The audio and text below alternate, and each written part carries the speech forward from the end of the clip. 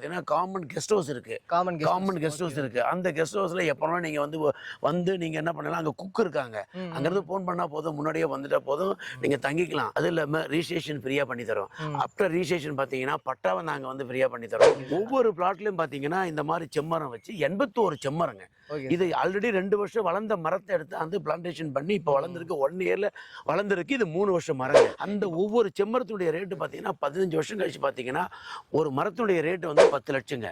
மொத்தம் 81 செம்மரம். ஒரு பிளாட்டுக்கு பார்த்தீங்கன்னா 8 கோடி ரூபாய் வந்து 15 வருஷம் கழிச்சு வருமானம் வருங்க. 200 மீட்டர்ஸ்ல பார்த்தீங்கன்னா வேல்ஸ், நம்ம பல்லாவரத்தில் இருக்கிற வேல்ஸ் ஐசரி கணேசர் இருக்காரு பாருங்களா, அவங்க 160 ஏக்கர் வாங்கியிருக்காங்க.